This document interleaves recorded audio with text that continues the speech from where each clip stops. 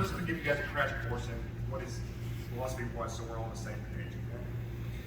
So the universal principle underlying all reality, the undifferentiated totality outside of time, space, and space that gives everything everywhere its form and substance, is the will. Since it's undifferentiated, it is said, to use the title of a recent popular film, to be everything everywhere all at once. It's also blind, irrational, constantly striving, voraciously repetitive, metacarnivorous, and extremely self-destructive. But if it's everything everywhere all at once, what's it striving after? It's literally already got everything inside of itself. It can only be striving at nothingness, the only thing outside of everything. This makes it nihilistic in the most literal sense of the term possible. Or it's striving after itself, in which case it's literally self-cannibalizing.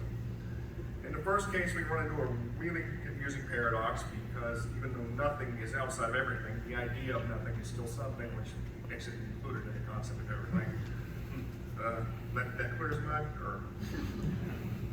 in the second case, the only reason it would need to strive after itself is if some part of it had been torn away from it. The violent amputation of itself from itself is called the beginning of a process called Pessimism individuationist, principle that ultimately allows things and bodies to be autonomous with respect to one another. The will then objectifies its violently amputated limb. This first results in what Plato called the world of archetypes or forms, and ends up in the four-dimensional Cartesian space we apprehend essentially as the material world. All natural forces, animal instincts, reactions to stimuli, and human motivations are merely varying grades of the will objectifying of itself. But the will principally manifests itself in human and animals as the will to live. Humans may encounter the world of forms directly through experience of beauty and sublimation. Something is true beauty when it calmly compels us to separate ourselves from the will's constant striving. Something is truly sublime when it causes the illusion of spatio-temporal reality to be violently ripped away. Okay? So I guess I'll give a couple examples first. Since we're talking about Lovecraft, let's start, I guess, so at the beginning of Volume 2 of The World is Will and Representation.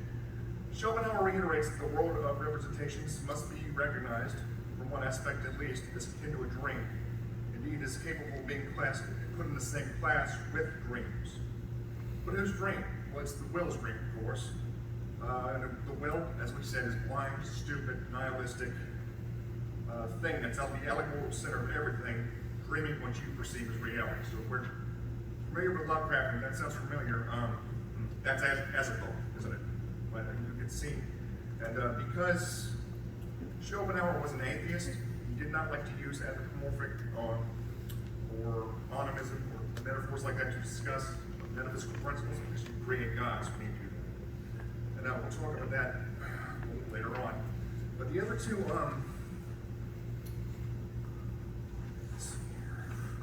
sorry. So yeah, the other, we want to get two other pieces of dark speculative fiction that give us a really clear picture of Schopenhauer's metaphysics. You could start with William Gibson's landmark cyberpunk novel Neuromancer. Okay.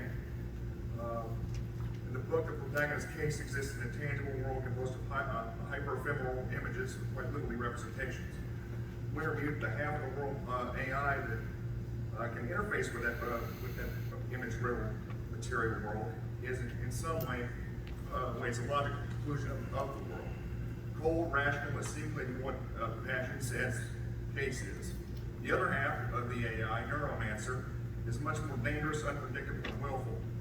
Just as the two sides of a coin can never really face each other, Wintermute and Neuromancer can never really know each other's names.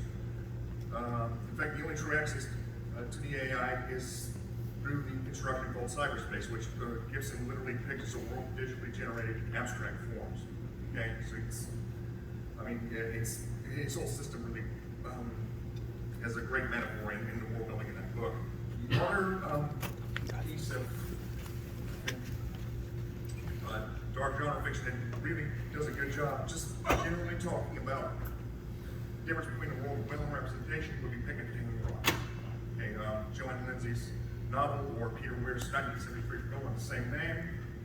Not so much said about the recent miniseries because it was bad, but In the film, this contrast can be clearly discerned by merely observing the tranquil, picturesque quality of its visuals representations versus